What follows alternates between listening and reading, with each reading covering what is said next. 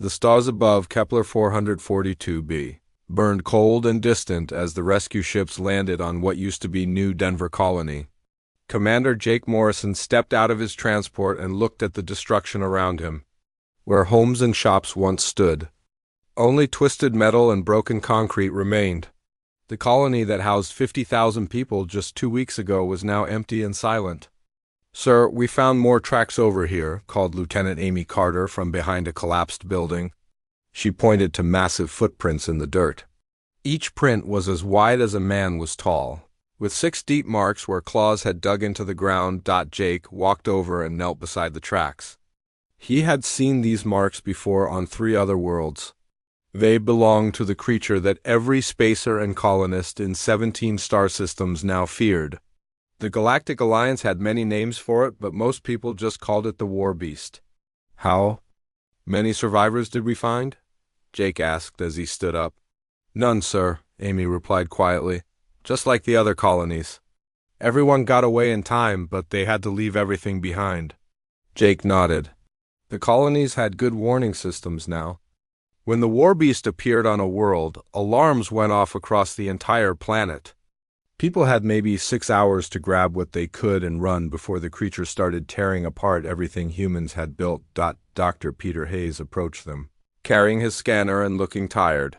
Peter was the Alliance's best expert on dangerous alien life forms, but even he seemed beaten down by this problem. "The readings are the same as before," Peter said, showing them his scanner. "The creature spent 3 days here, destroying every building, every vehicle, every piece of human technology it could find. Then it just left. Any idea where it went?" Jake asked. Peter shook his head. "It never follows a pattern. Sometimes it goes to the next closest human world. Sometimes it jumps across the galaxy. We never know where it will show up next." Jake looked around at the ruined colony one more time. The Warbeast had been terrorizing human settlements for 8 months. Now, it had attacked 12 colonies and forced the evacuation of over 500,000 people.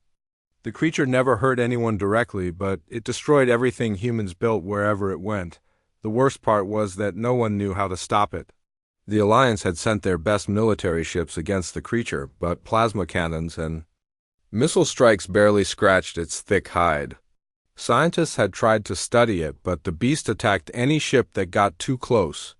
Even the Zentarians, who were known across the galaxy for their ability to calm wild animals, had failed completely. "Sir, we have a priority message from Admiral Brooks," Amy said, holding up her communication device. Jake took the device and listened. "Morrison, we finally managed to capture it. The creature is being held on Research Station Harmony 1. I need you and your team there immediately." Jake looked at Amy and Peter with surprise. "They caught it? How is that possible?" Peter asked. "Every attempt to capture or contain this creature has failed." Jake spoke into the communicator. "Admiral, how did you manage to capture something that has been destroying our colonies for months?" "We got lucky," Admiral Brooks replied. "The creature attacked a mining station on Asteroid Belt 7. When it destroyed the main power core, the explosion damaged its legs. Our ships arrived while it was still weak from the blast. We managed to get it into a containment unit before it could recover." "Is it secure?" Jake asked. "For now. But Morrison, this thing is unlike anything we have ever seen." "It has been trying to break out of containment for 72 hours straight. Our energy barriers are holding, but I do not know for how long." "What do you need from us, sir?" "I need you to figure out how to control this creature. The Alliance Council has given us 30 days to find a solution. If we cannot find a way to stop it or contain it permanently, they will order its destruction." Jake. "Understood." The Alliance did not like killing intelligent creatures, but they could not let the Warbeast continue destroying human colonies. Too many people had lost their homes already. "We will be there in 18 hours, Jake said. The flight to Harmony 1 gave Jake time to review everything the Alliance knew about the Warbeast. The creature stood 12 feet tall and had 6 powerful legs that could run faster than most ground vehicles. Its body was covered in thick, armored hide that could stop plasma blasts. Its head had massive jaws with teeth that could bite through starship metal, but the most frightening thing about the creature was its intelligence. The Warbeast was not just a wild animal. It planned its attacks carefully, always hitting the most important buildings in each colony first. It knew how to disable power systems and communication networks. It even seemed to understand human technology well enough to destroy it effectively. Why does it only attack human settlements? Amy asked as they traveled through hyperspace. That is what we need to find out, Peter replied. The creature ignores other alien colonies completely. It only goes after places where humans live. When they arrived at Harmony 1, Jake could see why Admiral Brooks was worried. The research station was one of the Alliance's most secure facilities, but even its thick walls seemed small compared to the problem they were facing. Admiral Brooks met them at the docking bay. She was a tall woman with gray hair and serious eyes. The creature is being held in containment level 5. We have our strongest energy barriers around it, but it has already damaged 2 of the containment units. Have you tried to communicate with it? Peter asked. We have tried everything, Brooks replied as they walked through the station.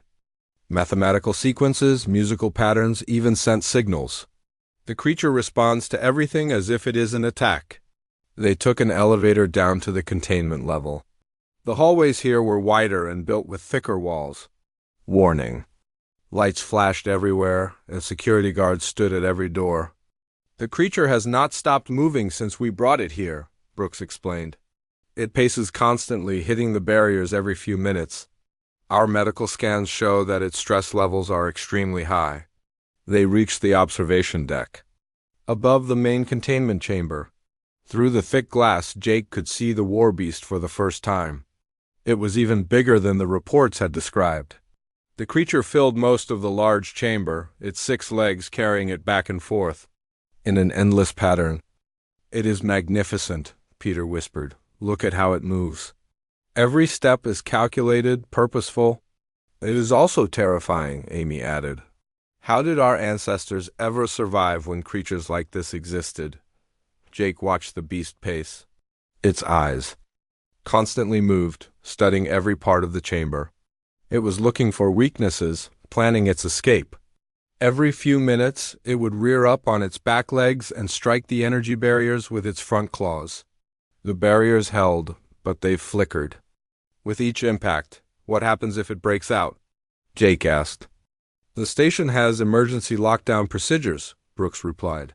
But honestly, I do not think our barriers would stop it for long if it got out of that chamber. Dr. Hayes set up his equipment and began taking readings. The creature's neural activity is off the charts.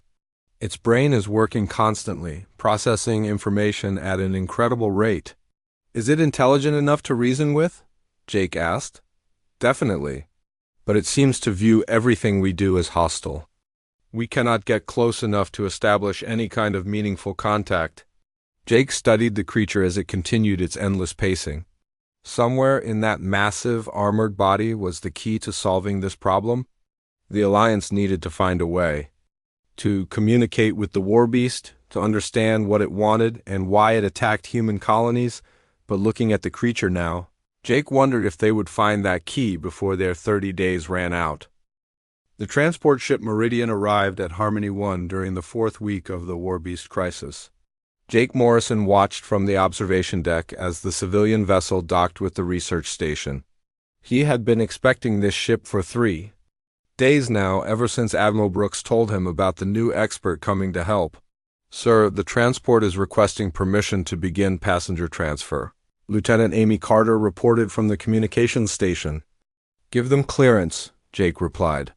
And make sure our security teams are ready to escort the civilians to the safe zones. The Meridian was carrying refugees from the outer colonies, people who had lost their homes when the Warbeast attacked their worlds. Most of them would be transferred to other ships and taken to safer planets. But one passenger was different. Dr. Susan Blake was a xenopsychologist who specialized in understanding how different species think and communicate. Jake hoped she might be able to help them understand the creature that had been destroying human settlements across the galaxy. So far, every attempt to communicate with the Warbeast had failed. Maybe a fresh perspective would make the difference. Commander Morrison, the passengers are ready for transfer. Came the voice from the docking bay over the intercom. Jake made his way down to meet the new arrivals. The docking bay was busy with people carrying bags and looking tired from their long journey. Most of the refugees looked scared and worried. They had good reason to be afraid. The Warbeast could appear anywhere, and no one knew how to stop it. Commander Morrison, a woman with brown hair and kind eyes, approached him. She looked to be in her 30s and carried a large bag filled with books and research equipment. I am Dr. Susan Blake. Dr. Blake, welcome to Harmony 1, Jake said, shaking her hand. We have read your work on interspecies communication. We need all the help we can get.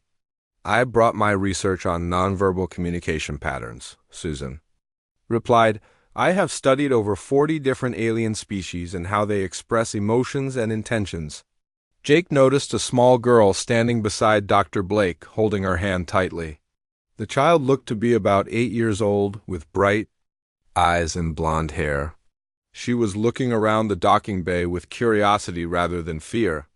This is my daughter, Emma, Susan said, following Jake's gaze. I hope it is okay that she came with me. The schools on our colony were destroyed, and I had nowhere else to leave her. That is fine, Jake replied. We have family quarters available. But I should warn you, the station is not entirely safe.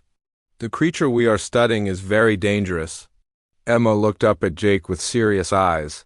Mom says you have a big angry animal here. Is it sick? Emma, remember what we talked about? Susan said gently. The grown-ups are trying to figure out how to help the creature. Why do you think it might be sick? Jake asked, curious about the child's question. When animals are mean and hurt things, sometimes they are just scared or sick, Emma replied. My friend Bobby had a dog that bit people, but it was just because it had a hurt paw. Jake found himself smiling despite the serious situation. That is a very smart way to think about it, Emma. As they walked through the station, Jake showed Susan and Emma to their quarters. The hallways were filled with scientists and military personnel, all working on different aspects of the Warbeast problem. Everyone looked tired and frustrated. How long have you been trying to communicate with the creature? Susan asked. 3 weeks now, Jake replied. We have tried everything we can think of. Mathematical sequences, musical patterns, light signals, even chemical sense. Nothing gets any response except increased aggression. What does it do when you try to communicate? Susan asked. It gets more agitated. It hits the containment barriers harder and paces faster. Dr. Hayes thinks any attempt at contact just makes it more angry. They reached the family quarters and Jake showed them inside. The rooms were small but comfortable, with a bedroom for Susan and a smaller room for Emma. The walls were painted with cheerful colors to help families feel more at home. Can I see the creature? Emma asked as she put her small bag on the bed. Emma, that is not safe, Susan said quickly. The creature is very dangerous. I just want to look at it, Emma replied. I promise I will not get close. Jake thought about it for a moment. The observation deck was safe, with thick glass and security barriers. If your mother says it is okay, you can look through the observation window, but only with an adult present. Please, Mom, Emma asked with hopeful eyes. Susan looked uncertain. I suppose it would be safe if we stay in the observation area. After they settled into their quarters, Jake took Susan and Emma on a tour of the research facilities. He showed them the laboratories where scientists were studying recordings of the creature's behavior. Dr. Peter Hayes was there, working with a team of researchers. Dr. Blake, I am glad you are here, Peter said when Jake introduced them. We are running out of ideas. What have you learned about the creature's behavior patterns? Susan asked, looking at the video screens showing the Warbeast in its containment chamber. It follows the same routine every day, Peter explained. It paces in a specific pattern, always hitting the same spots on the barriers. It seems to be testing for weaknesses, but it does the same test over and over. That could indicate high stress levels, Susan observed. Repetitive behavior is often a sign of anxiety or frustration in intelligent species. Emma was looking at the video screens with fascination. Why does it walk the same way every time? We think it is trying to find a way out, Peter replied. Maybe it just wants to go home, Emma said simply. The adults looked at each other. It was such a basic observation, but none of them had really considered it from that perspective. What? Do you mean, Emma? Susan asked. Well, if I was stuck in a box far from home, I would want to get out too, Emma explained. I would probably walk around a lot and be scared and angry. The creature has been displaced from its natural environment, Susan said thoughtfully. We have been thinking of it as an attacker, but what if it is actually the victim? Jake felt a spark of hope. You think it might be acting defensively rather than aggressively? It is possible, Susan replied. Many species become hostile when they are removed from familiar territory. The attacks on human colonies might be territorial behavior rather than pure aggression. But why only human colonies? Jake asked. It ignores other alien settlements completely. That is something we need to figure out, Susan said. But first, I want to observe the creature directly. Videos can only tell us so much. They made their way down to the containment level. The security here was tight, with guards at every checkpoint and warning signs everywhere. As they approached the observation deck, they could hear the sound of the creature moving around in its chamber. The barriers are holding, but they flicker every time it hits them, Jake explained as they entered the observation area. Through the thick glass, they could see the Warbeast in its containment chamber. It was even more impressive in person than in the videos.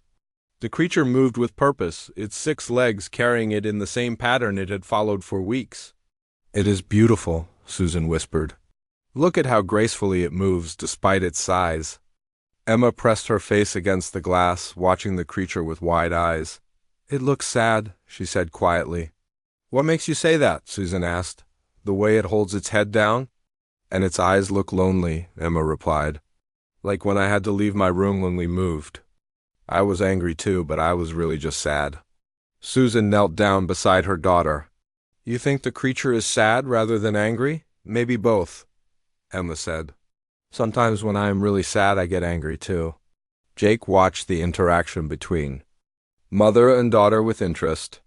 Emma's simple observations were making him think about the problem in a completely different way. What if they had been approaching this all wrong?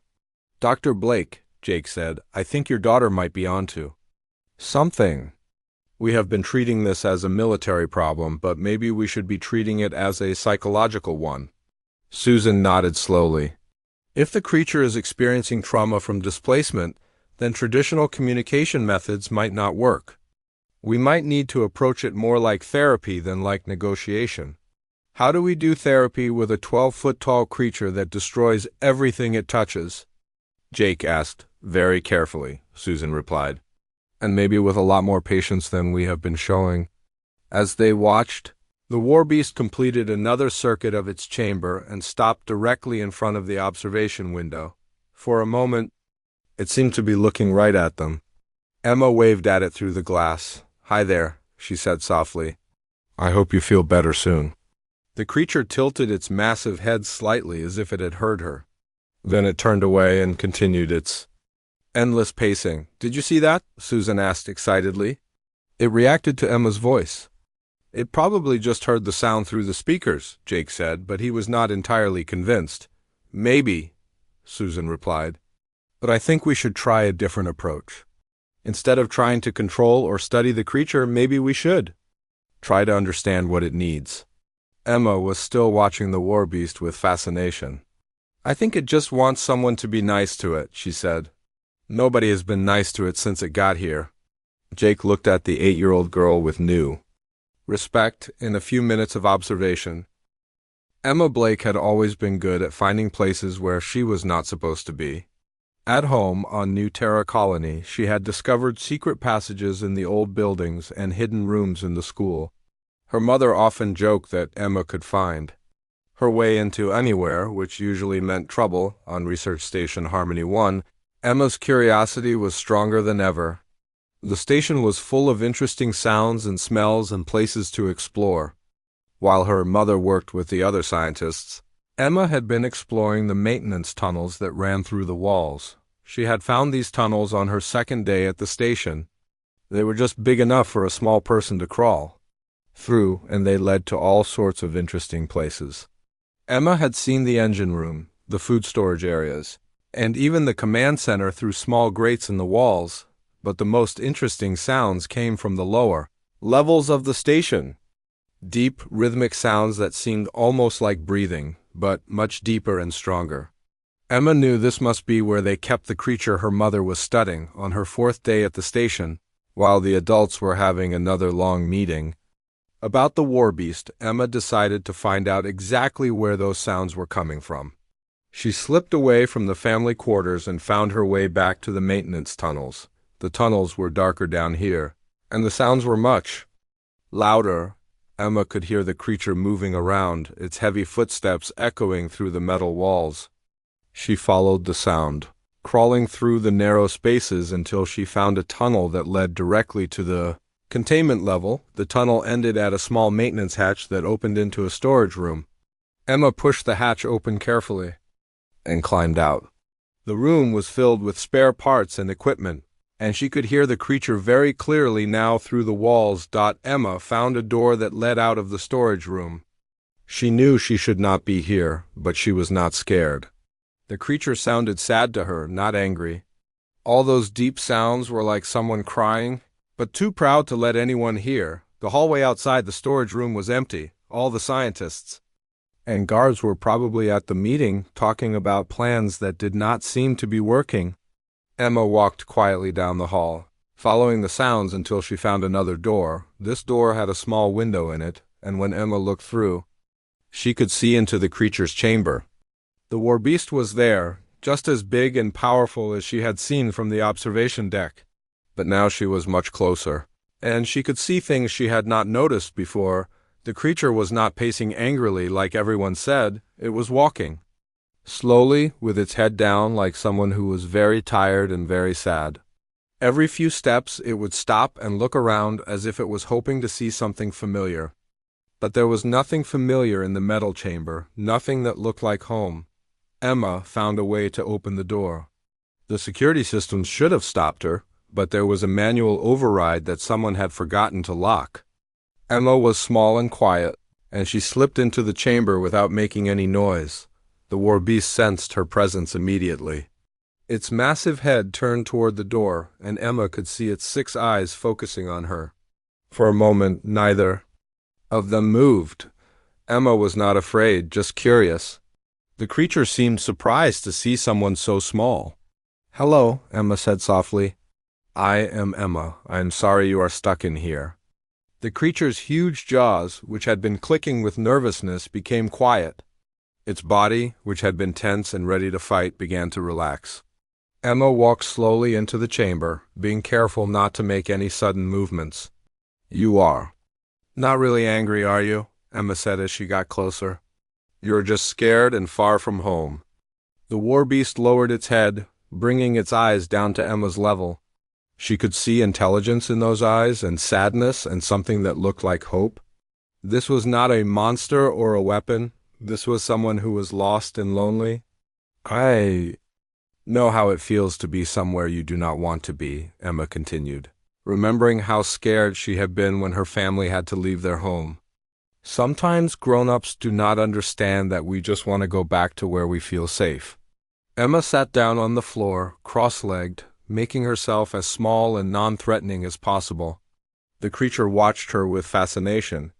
No one had ever sat down in its presence before. Everyone else had always stood ready to run or fight. "My mom says you have been breaking things on other planets," Emma said conversationally. But I think you were just trying to find your way home. Were you looking for something that would help you get back?" The creature made a soft sound, almost like a sigh. It moved closer to Emma, its massive form moving with surprising gentleness. When it was close enough, it lowered its head until it was just a few feet from the small girl. "You are very pretty," Emma said, looking at the creature's armored hide. "Your skin has patterns like the rocks back home. Are you from a place with lots of rocks?" The Warbeast's hide was indeed covered with patterns that looked like stone or crystal. Emma had not noticed this from the observation deck, but up close, she could see that the creature was actually quite beautiful. Its armor was not just protection, it was art. "I bet your home is beautiful," Emma said. "I bet you miss it a lot."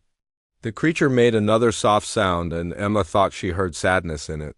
She reached out slowly with one hand, not trying to touch the creature, just showing that she was not afraid.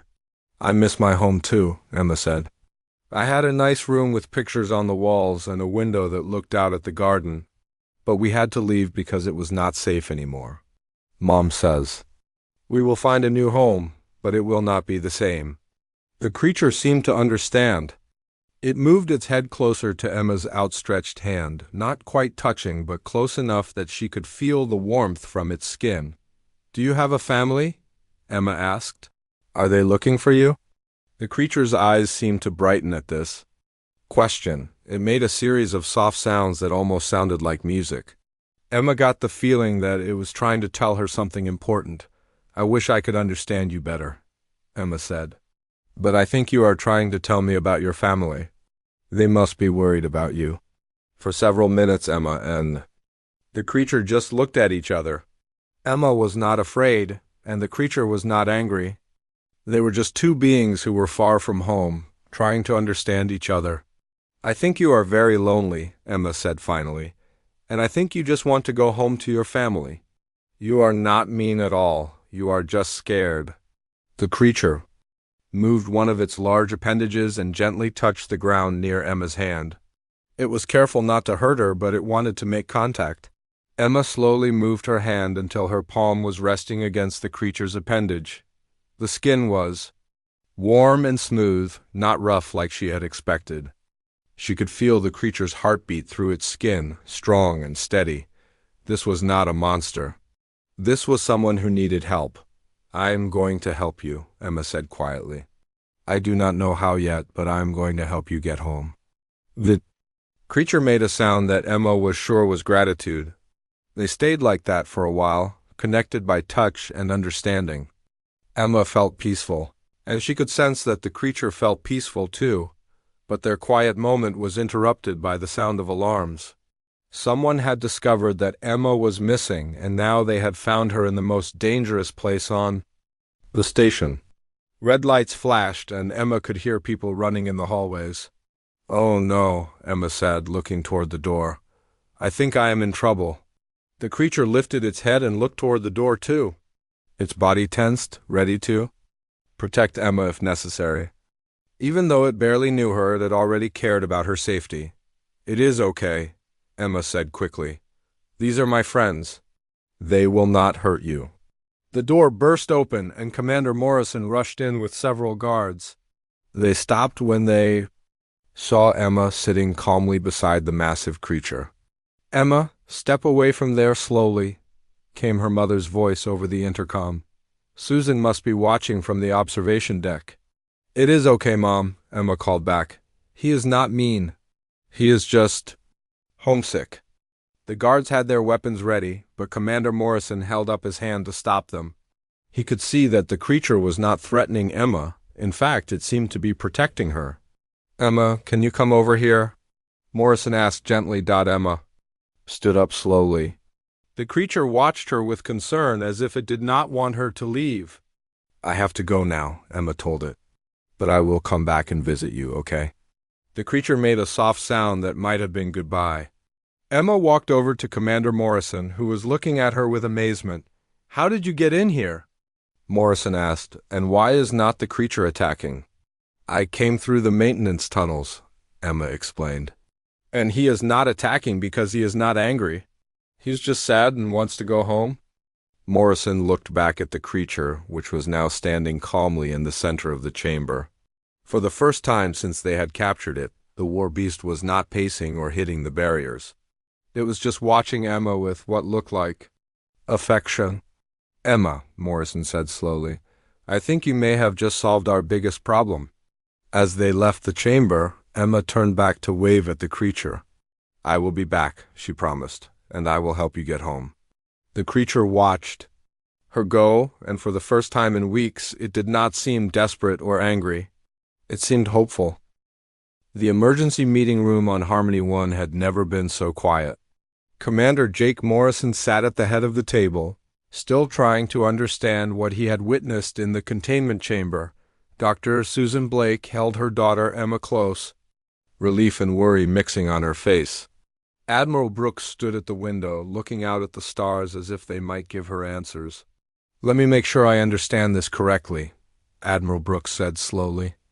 An 8-year-old child walked into the most secure containment chamber on this station and had a peaceful conversation with a creature that has been terrorizing the galaxy for 8 months. "That is correct, Admiral," Jake replied. The creature showed no aggression toward Emma at all. In fact, it seemed to be protecting her when we arrived. Dr. Peter Hayes was reviewing his scanner readings for the 10th time. The creature's stress levels dropped to almost normal while Emma was in the chamber. Its brain activity shifted to patterns I have never seen before. It was completely calm. "How is that possible?" Brooks asked. "This creature has attacked every human settlement it has encountered. It has destroyed 12 colonies and forced 500,000 people to evacuate their homes." Emma looked up from her mother's arms. But Admiral Brooks, he never hurt any people. He just broke buildings and machines. Maybe he was trying to tell us something. "Emma, adults are talking," Susan said gently, but Jake held up his hand. "No. Let her speak," Jake said. "Emma, what do you think the creature was trying to tell us?" "I think he was looking for a way home," Emma replied simply. "When I was in there with him, he seemed really sad. Like when you lose something important and you keep looking everywhere for it. But why would it only attack human colonies?" Peter asked. "There are hundreds of other alien settlements it could have visited." Emma thought about this for a moment. Maybe human things look like something from his home, or maybe we smell familiar to him. The adults exchanged glances. It was a simple observation, but it made sense. If the creature was displaced from its home world, it might be attracted to things that reminded it of home. "Dr. Blake," Admiral Brooks said, turning to Susan, "you are the expert on alien psychology. Is it possible that this creature is acting out of homesickness rather than aggression?"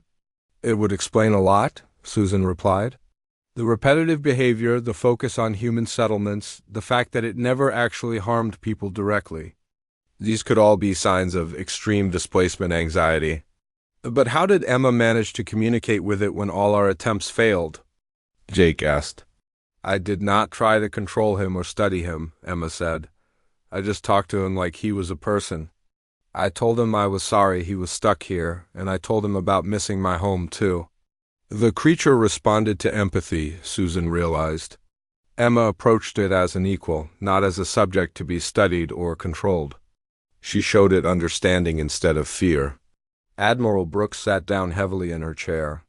"So, you are telling me that the solution to our biggest security crisis in decades was to be nice to the creature? Sometimes the simplest solutions are the best ones," Jake said. "We have been approaching this as a military problem, but maybe it was always a diplomatic one." "Can Emma communicate with it again?" Brooks asked. "Can she ask it what it wants?" "I want to try," Emma said eagerly. "I think he likes me. And I think he has a lot to say if someone will listen." "Absolutely not," Susan said firmly. "Emma, what you did was incredibly dangerous. You could have been hurt or killed." "But Mom, he would never hurt me," Emma protested. "He was very gentle." "He just wants to go home?" "Susan," Jake said carefully, "Emma might be our only chance to establish communication with the creature. We only have 6 days left before the Alliance Council orders its destruction." Susan looked torn between protecting her daughter and helping solve the crisis.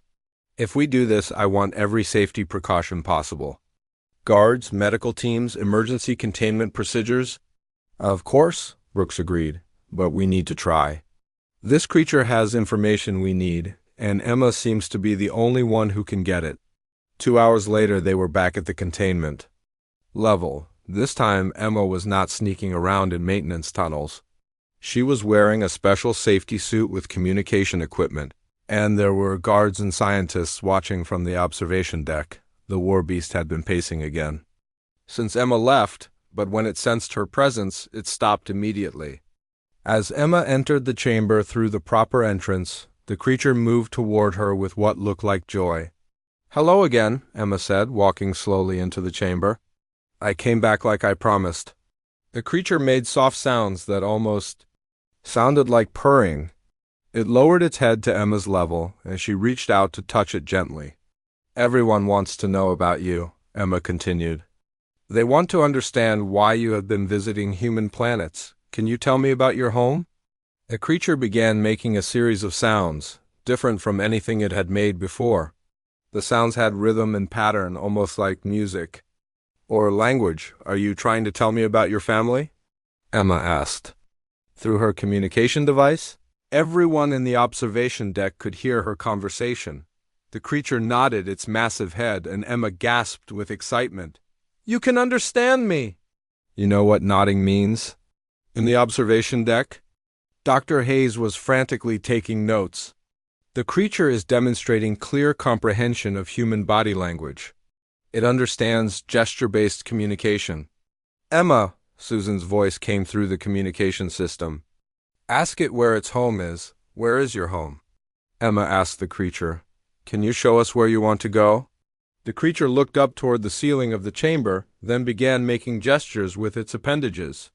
It seemed to be pointing in a specific direction through the station's hull. "I think he is pointing toward a star," Emma reported. "He is showing us which way his home is." "Computer, analyze the creature's gesture direction," Admiral Brooks ordered. "Direction analysis complete," the computer replied. "The creature is indicating a bearing toward the Andromeda sector, specifically the region around the Kepler 442 system." "That is where we found it," Jake realized. "The creature is from Kepler 442b. "But we scanned that planet thoroughly," Peter said. "There were no signs of intelligent life." Emma turned back to the creature. "Is your home on the planet where they found you?" The creature shook its head and made more gestures. It seemed to be indicating something deeper underground or hidden. "I think his people live underground," Emma said. "Maybe that is why nobody found them." "Ask it why it attacked human colonies," Brooks instructed. "Why did you break things on human planets?"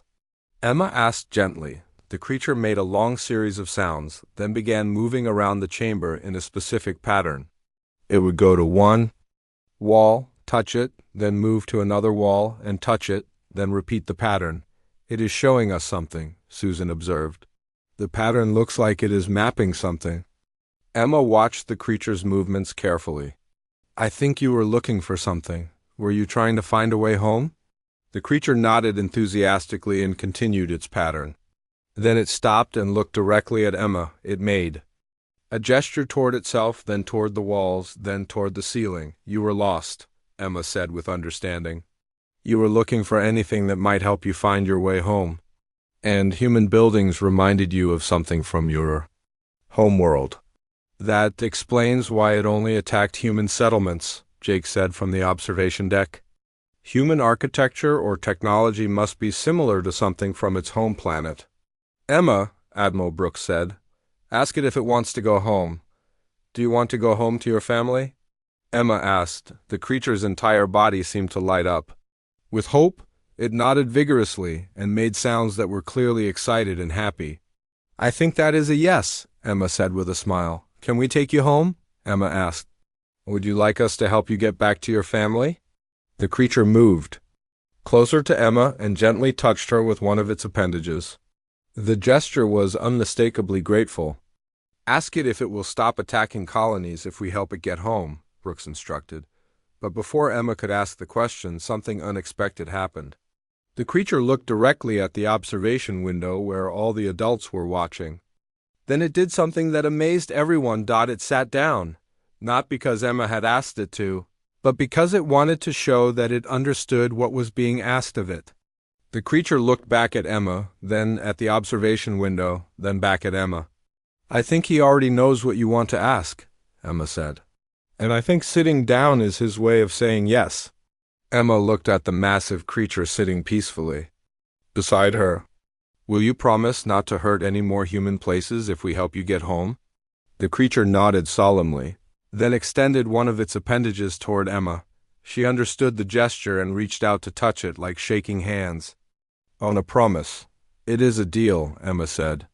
We will help you get home, and you will not break any more things. Right?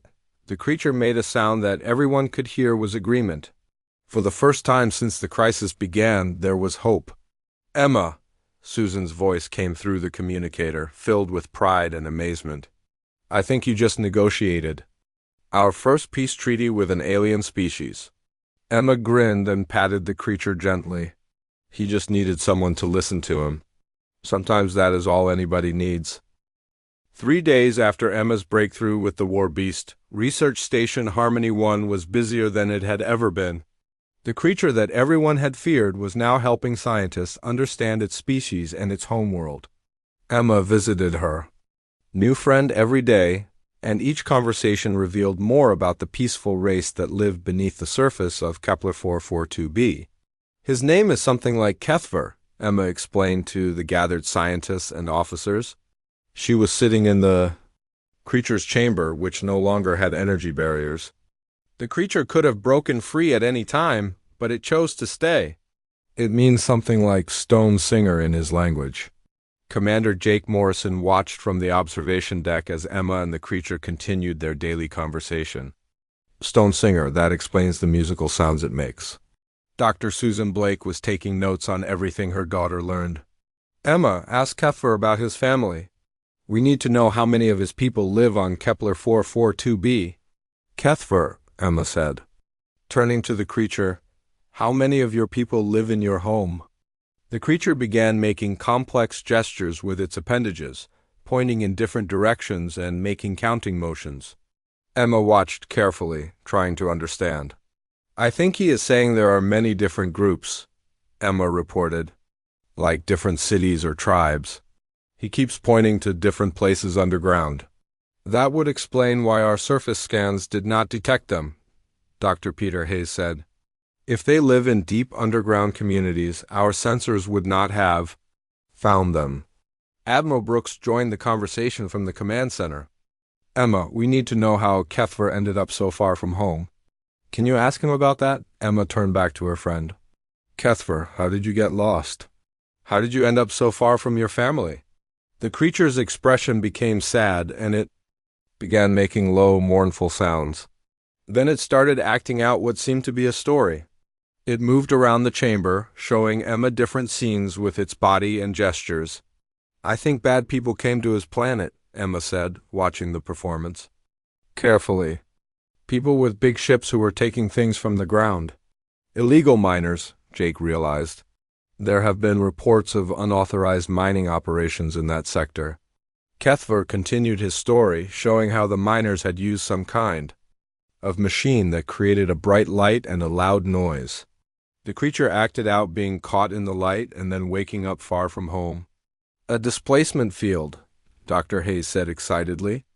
Some mining operations use spatial displacement to move large amounts of material quickly.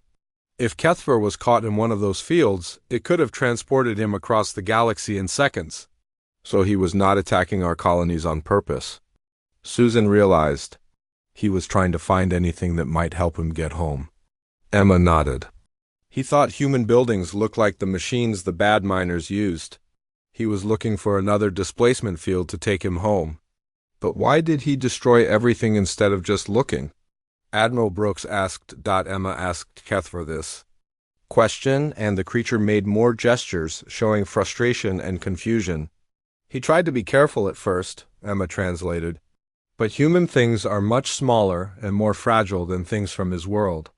He kept breaking things by accident, and then people would run away before he could ask for help. The room was quiet as everyone absorbed this information. The creature they had all feared was actually a victim, lost and desperate to find his way home. Emma, Jake said gently, ask Kethver if his people are looking for him. Emma asked the question, and Kethver's whole body brightened. He made excited sounds and nodded enthusiastically. Yes, Emma said with a smile. His family and friends are very worried about him. They have been searching for him since he disappeared. How long has he been lost? Susan asked. After another exchange with Kethver, Emma replied, a long time. He shows me the seasons changing many times, maybe almost a year. That matches our timeline, Admiral Brooks said. The first attack started about 8 months ago. Over the next few days, Emma helped the scientists learn everything they could about Kethver's people. The creatures were called the Kethrani, and they were a peaceful species that lived in beautiful underground cities carved from crystal and stone. They were artists and singers, creating music with their voices that could shape rock and metal. That is how they build their cities, Emma explained after one of her conversations. They sing to the rocks and the rocks change shape. That is why Kethver is called a stone singer. Incredible, Dr. Hayes said. A species that uses sonic manipulation to shape their environment. No wonder our technology seemed primitive to him. The Alliance Council was amazed by these discoveries. First contact with a new intelligent species was always important, but the Kethrani offered possibilities for cooperation that no one had imagined. Commander Morrison, Admiral Brooks said during their daily briefing, the Council has approved a mission to return Kethver to his homeworld. We will take him back to Kepler 442b and make formal contact with his people. What about the illegal miners who displaced him in the first place? Jake asked. We have ships investigating that, Brooks replied. If we find them, they will face charges for violating protected space and endangering intelligent life. Emma was excited when she heard about the mission to take Kethver home. Can I come too? She asked her mother. Kethver will be scared if he has to go with strangers. Emma, it will be a long journey, Susan said. And we do not know what we will find when we get there. Please, Mom, Emma pleaded. Kethver trusts me. I think his people will want to meet the person who helped him. After much discussion, the Alliance agreed that Emma and her mother could join the mission as special ambassadors. Emma would be the youngest diplomat in Alliance history. The ship chosen for the mission was the Alliance vessel Endeavour, a exploration ship designed for first contact situations. The journey to Kepler 442b would take 2 weeks, and Captain Lisa Stone made sure Emma and Kethver were comfortable during the trip. How is our passenger doing? Captain Stone asked as they entered. The Kepler system. He is very excited, Emma reported. He keeps making happy sounds and moving around a lot. I think he can sense that we are getting close to his home. When they arrived at Kepler 442b, the planet looked empty and lifeless from space. But Emma knew that beneath the rocky surface an entire civilization was waiting. Kethver, Emma said as they prepared to land, can you call to your people? Can you let them know you are coming home? Kethver moved to the ship's communication array and began making deep musical sounds. The sounds were so low and powerful that they vibrated through the ship's hull and into space. We are receiving a response, the ship's communications officer reported. Multiple sources, all from underground. The sounds are similar to what our passenger is making, Emma grinned. His family is answering. They know he is coming home. The landing was unlike anything the Alliance had ever experienced. As the Endeavour touched down on the planet's surface, the ground began to change. Rock shifted and flowed like water, creating a smooth landing platform. Then openings appeared in the surface, and the Kethrani began to emerge. They were similar to Kethver, but came in different sizes and colors. Some were smaller and more graceful, others were larger and more powerful. All of them were making musical sounds that filled the air with complex harmonies. Kethver left the ship and was immediately surrounded by his people. The reunion was beautiful, with the Kethrani touching and singing together in celebration. Emma watched with tears in her eyes as her friend was welcomed home by his family. One of the Kethrani, larger and more ornate than the others, approached the ship. Emma could tell this was someone important, maybe a leader or elder. I think they want to meet you, Susan said to Emma. Emma walked down the ship's ramp, no longer nervous about meeting alien creatures. The large Kethrani knelt down to her level and made gentle sounds. Then it reached out and touched Emma's hand, just like Kethver had done, through Kethver's translation. Emma learned that this was the leader of his clan and that the Kethrani wanted to thank the humans for bringing their lost family member home. We want to be friends with your people, Emma told the clan leader through Kethver. We are sorry that bad humans hurt Kethver, but most humans are good. The clan leader made sounds that Kethver translated as gratitude and friendship. The Kethrani wanted to establish formal relations with the Alliance, and they offered to share their knowledge of crystal growing and sonic shaping. 6 months later, Emma stood in the Alliance Council chambers on Earth, wearing a special medal that had been made from Kethrani crystal. She was the youngest person ever to receive the Alliance Medal of Honor. Emma Blake, the Council President announced, your courage and compassion have opened the door to friendship with a remarkable new species. You have shown us that sometimes the most complex problems have the simplest solutions. Emma looked out at all the important people in the audience, but she was thinking about Kethver, safe at home with his family. She thought about all the colonies that were being rebuilt now that people were no longer afraid. I did not do anything special, Emma said into the microphone. I just listened to someone who needed a friend. Sometimes that is all you have to do.